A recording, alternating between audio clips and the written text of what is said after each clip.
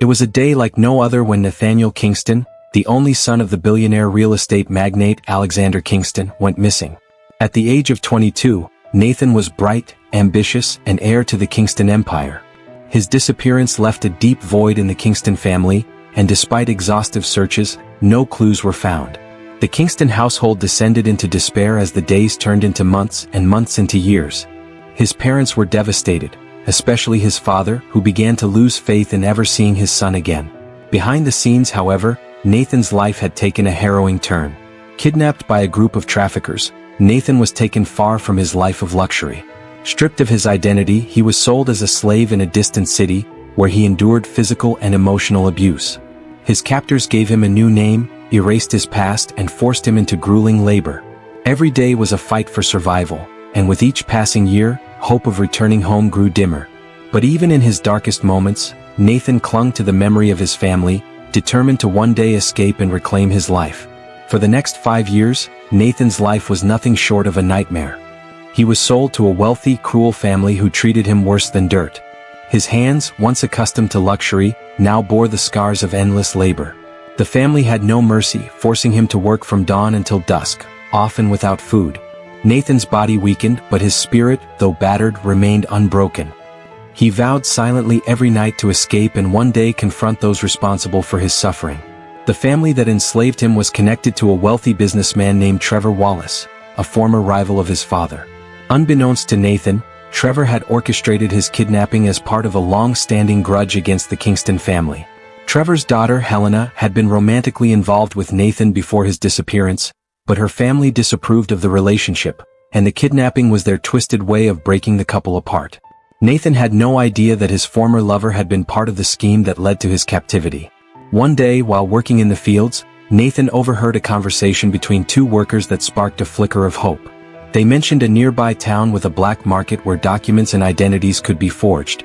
He realized that this was his chance to escape and start over. But escaping was easier said than done. His every move was watched, and the walls of the estate were heavily guarded. Still, Nathan's resolve was stronger than ever. He began to plan meticulously, biding his time as he waited for the perfect opportunity. At night, he would dream of his family and his life before the nightmare began. Memories of his father's powerful presence, his mother's warmth, and the sense of belonging haunted him. They were the fuel that kept him going, and he promised himself that he would return to them no matter the cost. As the days passed, Nathan began to subtly gather supplies, small things that could aid in his escape. He knew that if he failed, the consequences would be deadly, but for Nathan, failure was not an option. After months of preparation, the day of the escape finally arrived. Nathan had memorized the guards' routines, mapped out the estate's weaknesses, and prepared for the grueling journey ahead. He chose a night when the estate was hosting a lavish party, knowing that the security would be more focused on the guests than the slaves. Under the cover of darkness, Nathan slipped past the guards, scaling the high walls with nothing but sheer determination. Once he was out, he ran without looking back, his heart pounding in his chest. He headed towards the town he had overheard the workers mention, constantly looking over his shoulder in fear of being caught. His legs burned, his throat was parched, but Nathan kept going. Freedom was within reach, and he wouldn't stop until he had it. After hours of running, he finally reached the town. But the real challenge was just beginning. He needed to find a way to reach out to his family and prove his identity after being gone for so long. Nathan spent the next few weeks in hiding, surviving on the little money he managed to steal during his escape. He finally found the black market and was able to get a forged passport and some documents that would allow him to travel. But contacting his family was not easy. After 5 years of no contact, they had likely moved on, possibly even assuming he was dead. Moreover, Nathan wasn't sure if the people who had captured him were still monitoring his movements. He needed to be cautious. One day, while using a public computer at a small internet cafe, Nathan decided to search for any news about his family. His heart raced as he saw headlines about his father, Alexander Kingston, still leading the Kingston Empire. His father's company had grown significantly in his absence, and there were even reports about new business ventures. Nathan felt a surge of pride but also a deep sadness. So much had changed and he had missed all of it. But he wasn't ready to contact them yet. He needed to gather more information before making his move. While searching for more information about his family, Nathan made a dangerous discovery. He found old news articles from the time of his disappearance that linked his former lover, Helena Wallace, and her father to the Kingston family's rivals. Shocked and hurt, Nathan realized that Helena's family had likely played a role in his kidnapping. But why? Had she known about it? The betrayal cut deep, and Nathan knew he had to confront the Wallace family. But first, he needed to reunite with his own family and expose the truth behind his disappearance. Nathan's mind raced as he pieced together the puzzle. The Wallace family's disapproval of his relationship with Helena, their rivalry with his father's empire, and his kidnapping all seemed connected. Anger surged within him, but he forced himself to stay calm. Revenge could wait. Right now he needed to focus on regaining his life and reconnecting with his family. With renewed determination, Nathan decided it was time to reach out to them, despite the risks. After days of contemplating, Nathan mustered the courage to reach out to his family. He had no idea how they would react or if they would even believe he was still alive. Using a secure email, he sent a message to the Kingston family's lawyer, Mr. Donovan, a man he remembered fondly from his childhood. The email was short but full of hope. "Mr. Donovan, this is Nathan. I am alive. I need help. Please don't tell anyone yet until we can talk. Respond to this email." The wait was agonizing. Nathan checked his inbox obsessively, fearing that no one would believe him. After 5 long days, an email finally appeared. It was from Mr. Donovan. "Nathan? Is this really you? If it is, send proof. I've contacted your father, but we need more before we can take action." Nathan's heart pounded. They didn't outright reject his claim, but he needed to prove his identity. He rummaged through his few belongings and found an old photograph he had kept with him since his captivity began. It was a picture of him and his parents at his 18th birthday party, a moment of happiness that now felt like a lifetime ago. He sent the photo and hoped it would be enough. The response was almost immediate. Mr. Donovan sent a series of messages filled with urgency. They wanted to meet Nathan in person, but they needed to be cautious. His father, Alexander Kingston, was desperate to see him, but they feared that if the news leaked to the media, it could stir up trouble, especially considering Nathan's long absence and the powerful enemies the Kingston family had gained over the years. The Wallace family in particular had grown more influential during Nathan's disappearance, and the re-emergence of the Kingston heir could pose a threat to their position. Mr. Donovan arranged for Nathan to be flown back in secret. A private jet was prepared, and a team of trusted security personnel were sent to bring him home. It all seemed surreal to Nathan. After 5 long years of captivity, pain, and hardship, he was finally going to see his family again. But with the joy came fear.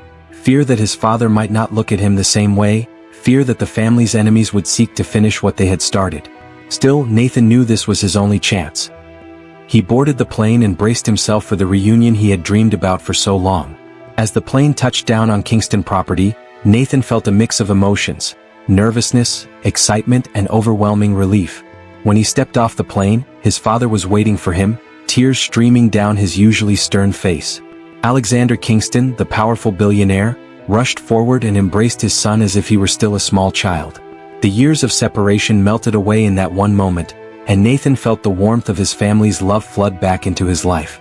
His mother, Olivia Kingston, arrived shortly after. She was more composed, but the relief on her face was unmistakable. She hugged Nathan tightly as if afraid to let go. The Kingston estate, once filled with sorrow, now brimmed with hope. They sat together for hours, talking, crying, and listening to Nathan's story. He left out the worst details for now: his slavery, the abuse, and the cruelty he had endured. For the time being, they focused on the joy of being reunited, though the questions about his disappearance hung heavy in the air. It wasn't long before Nathan realized that he couldn't hide the truth from his parents for much longer. They needed to know everything: the betrayal, the Wallace family's involvement, and the years of suffering he had endured. Over dinner one evening, Nathan finally opened up about his captivity. He told them about the brutal conditions he had been forced to live under and the cruel family that had enslaved him. His parents listened in shock and horror, their hearts breaking with every word. But it was when Nathan revealed the involvement of Helena Wallace and her father, Trevor, that his father's expression darkened. Alexander had suspected foul play from the Wallace family for years, but he had never imagined they would stoop so low as to orchestrate his son's kidnapping. The betrayal was almost too much to bear. Nathan's mother wept quietly, while his father clenched his fists in anger. This was no longer just about their lost son, it was about justice. Determined to bring the Wallaces to justice, Nathan and his family began plotting their next steps. Mr. Donovan was brought in to help gather evidence and file the necessary legal actions. However, they knew that the Wallace family, with their vast connections and resources, would not go down easily. Trevor Wallace was a ruthless businessman who had built an empire of his own during Nathan's absence, and he had no shortage of influential allies. Nathan, though scarred from his years of hardship, was no longer the naive young man who had been kidnapped 5 years ago. He was stronger, smarter, and driven by a desire for justice. He also knew that confronting the Wallaces head-on could be dangerous, not just for him but for his family. The Kingston Empire was now at the center of a growing power struggle, and any wrong move could put them all at risk. Nathan's father warned him to be cautious, but Nathan was determined. He had lost too much time already, and he wasn't about to let his enemies win. As Nathan's re-entry into his family's life became more settled, his father made a life-altering decision. He would step down as CEO of the Kingston Empire and hand over the reins to Nathan. It was a move that shocked the business world, especially since Nathan had been missing for so long. But Alexander Kingston believed that his son, despite the years of absence, was the rightful heir to the company. He trusted Nathan to lead their empire into a new era, and the public announcement sent shockwaves throughout the industry. Nathan felt the weight of his new responsibilities immediately. Leading one of the world's largest real estate conglomerates was no easy task, and with the Wallace family still lurking in the shadows, there were threats to his success at every turn.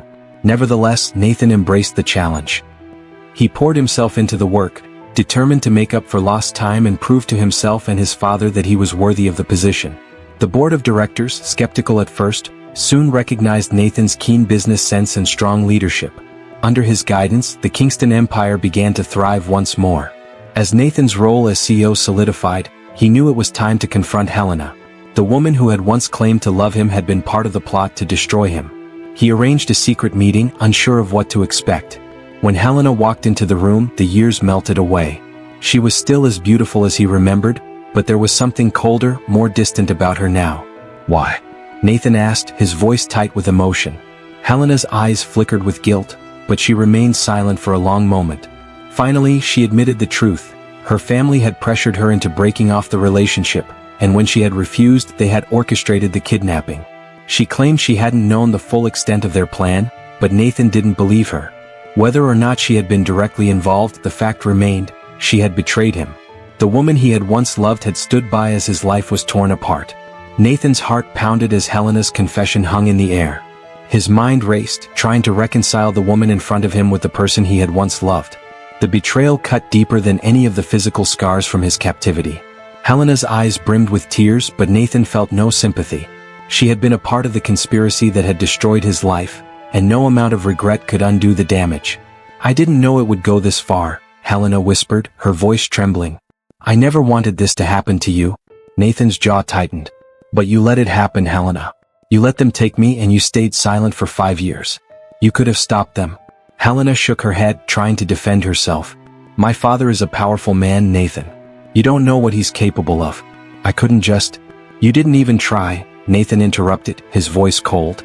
"You chose your family's power over our love, and I paid the price." Helena's tears finally fell, but Nathan was unmoved. There was no going back from this. The woman he had once dreamed of building a life with had become nothing more than a painful reminder of his past. Without another word, Nathan turned and walked out, leaving Helena standing alone with her guilt and regret. He had more important things to focus on now: his family, his company, and the justice that was long overdue. After his confrontation with Helena, Nathan knew it was time to deal with the true mastermind behind his suffering, Trevor Wallace. While Helena's betrayal had stung, it was her father who had orchestrated the kidnapping and kept Nathan enslaved for years. Alexander Kingston, enraged by the truth of the Wallace family's involvement, was ready to take decisive action.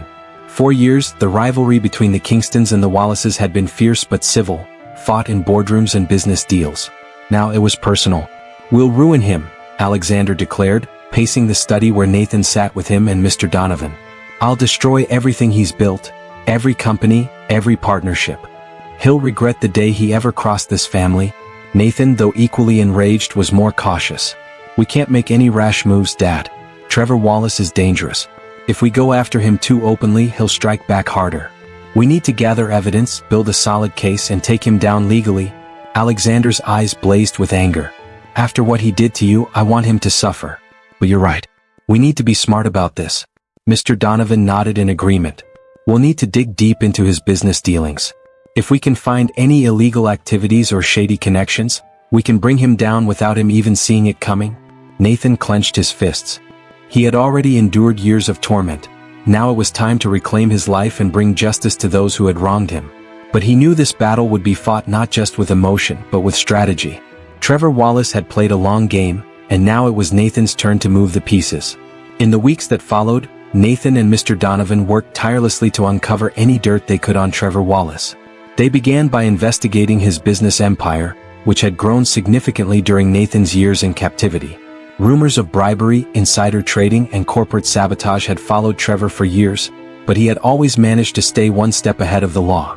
Nathan knew that if they were to take him down, they needed solid proof, something undeniable that could destroy both his reputation and his empire. With the help of private investigators, they dug into Trevor's financial records, his business deals, and his personal connections. What they found was worse than Nathan had expected. Trevor had built his fortune on a web of corruption, exploiting smaller companies, silencing whistleblowers, and using underhanded tactics to crush his competition. There were even whispers of involvement in human trafficking, a revelation that made Nathan's blood boil. As they gathered more and more evidence, Nathan realized just how deep the corruption went. Trevor Wallace wasn't just a businessman, he was a criminal, and his empire had been built on the suffering of others. Nathan's resolve hardened. This wasn't just about revenge anymore. It was about justice for everyone who had been hurt by the Wallaces' greed and ruthlessness. Armed with enough evidence to cripple Trevor's empire, Nathan and Mr. Donovan made their first move. They filed several lawsuits against Wallace Enterprises, targeting the company for fraudulent business practices and illegal acquisitions. The lawsuits were carefully crafted to hit Trevor where it hurt most: his reputation and his finances. They knew the lawsuits alone wouldn't be enough to bring him down completely, but they were the first step in a larger strategy. The media quickly picked up the story, and within days Trevor Wallace found himself at the center of a scandal. His competitors seized the opportunity to distance themselves from him, and several of his key business partners began to reconsider their alliances.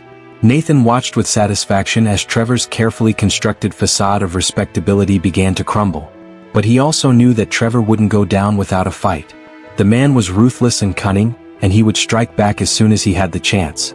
Nathan braced himself for the retaliation that was sure to come. As expected, Trevor Wallace did not take the attack on his empire lightly. Within days of the lawsuits being filed, he launched a counteroffensive. Using his connections in the media, he began to spread rumors about the Kingston family, accusing them of corruption and illegal business practices.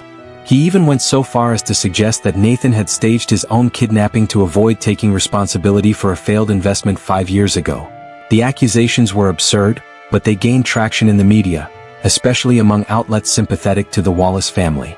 Nathan's reputation, which had only just begun to recover, took a hit as the tabloids and gossip columns ran wild with the story.